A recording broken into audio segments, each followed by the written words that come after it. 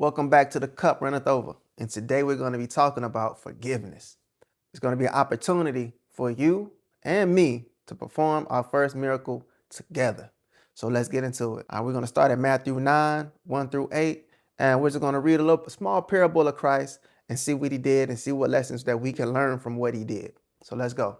Verse 1. And he entered into a ship and passed over and came into his own city. This is Christ. Christ is entering into a ship and passing over. So he came into his own city. Christ's hometown was Nazareth. Here is where he couldn't do any wonders. He couldn't do any miracles. Why? Because there was a lack of faith. We're going to notice something interesting about every time you see Christ do a miracle, there's a process to it. There's a order in which it happens. And I'm going to point it out and you're going to be able to follow it. Verse 2.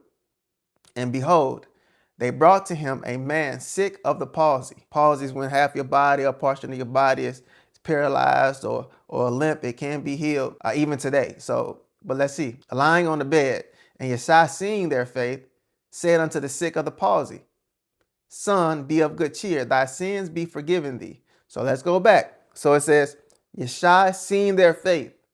Every time you see a miracle in the Bible, every time you see a wonder in the Bible, every single time, there's going to be an act of faith before it happens. Here it points out that the people had faith, visible faith. They had enough faith to see it. The number one indicator of faith in the Bible, when you see Christ doing miracles, is that the people are approaching him. Christ isn't chasing people down to do miracles. The people are approaching him. So that's sign number one. I traveled, I got out my bed, or I left my house and came a long distance to come see you because I had belief, I had understanding, I had faith that you could help me overcome my sickness and give me exactly what I needed. So let's keep going. Okay, so the next thing, Christ is going to say, be of good cheer. So, hey, improve your countenance, right? Smile, be happy. Why are you being happy, right?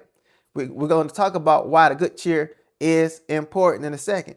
Now, Christ is going to say, hey, thy sins be forgiven thee. This is powerful because there's a couple ways people could look at this.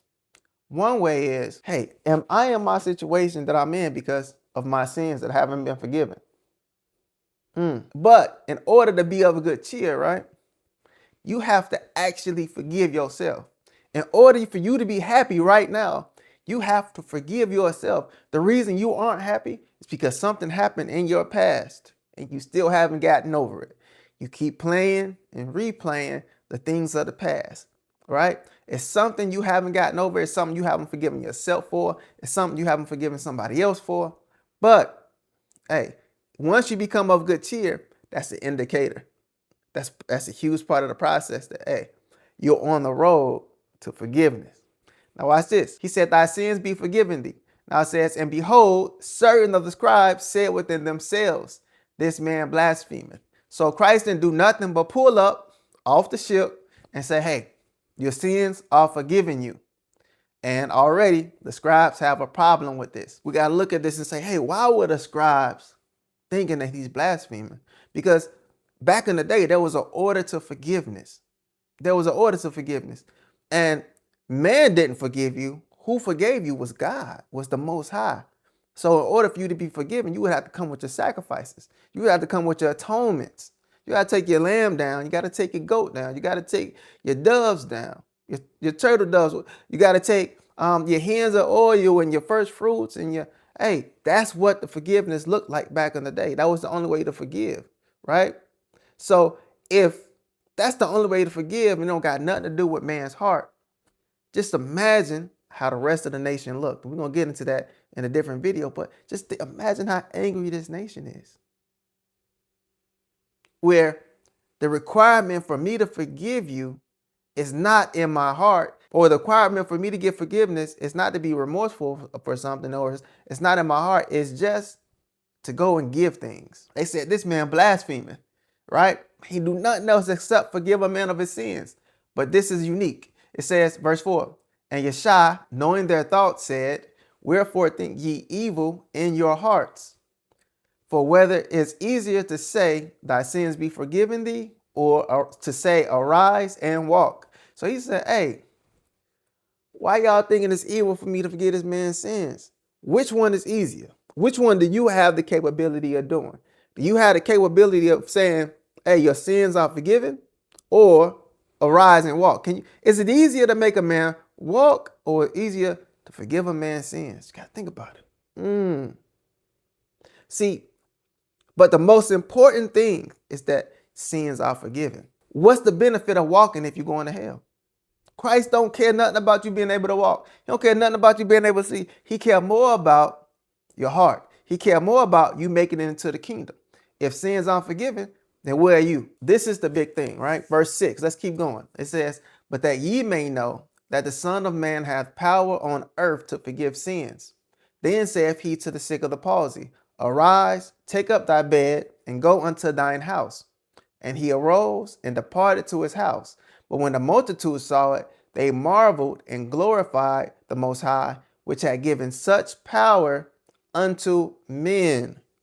So the power that's mentioned in this parable was given unto men. What? Not man with an A, not just Christ. Men. This is the marvel. This is the wonder. This is the miracle. So now you have the ability to not only heal people at a palsy and tell them to get up and walk, but the most important thing is to help them get into the kingdom. How? By forgiving their sins. And at the same time as you helping them get into the kingdom, you're helping yourself get into the kingdom because you're forgiving them of their sins. So now when you look at the Lord's Prayer, what does the Lord's Prayer say? It says, forgive us our debts as we forgive our debtors, or forgive us our trespasses as we forgive those who trespass against us. This is what it's talking about. The Most High forgives those who forgive others. So if you haven't forgiven your brother, if you haven't forgiven that person that you're holding that grudge against, the Most High hasn't forgiven you. Believe it or not, there's people that are holding grudges against people. There are people that haven't forgiven their neighbors or other people for things that have nothing to do with them, right? So I'll give you an example, right? Somebody may have a trespass, or they may have hurt your brother. If you run into them, somebody might not speak to them. They say, why? I still haven't forgiven you for hurting my brother. Now, this could be a blood brother or a non-blood brother. That means that they're holding something in their hearts. The wonderful thing about forgiveness is if I forgive everybody and everybody forgives me, the world won't be sinless, but all of the sin in the world will be forgiven. If everybody forgave everybody, all of the sin in the world would be forgiven, and the world would be a much, much, much different place. So this is the first miracle. This is the first power that you were given.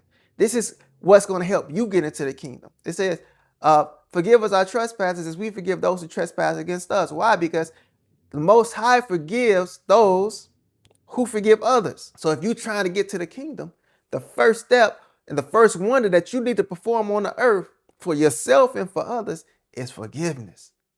So now, anybody that's around you, you got the opportunity right now to say, hey, brother, whatever we've been through, wherever we're going, I forgive you. You got the power right now to call up your mom, call up your pops, call up your auntie, call up your uncle, call up your cousin. Hey, you know what? I love you and I forgive you. Anything that we've been through, hey, I forgive you. Now, that doesn't mean that you're going to go back into everything being the same way it was. We still need to be evenly yoked with those that we are bonded to in our lives, but let them know that you have forgiven them.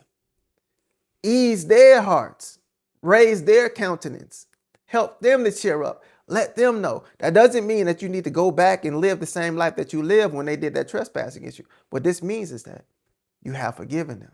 What this means is that they're that much closer to getting up and walking.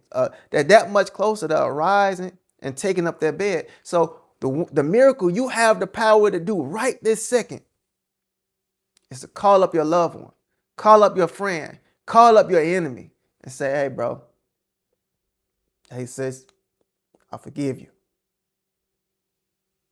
I forgive you. Anything that we had, any bad blood between us, it's now done. Yep, that's the miracle for today. And if you could do that, you're on your way to the kingdom.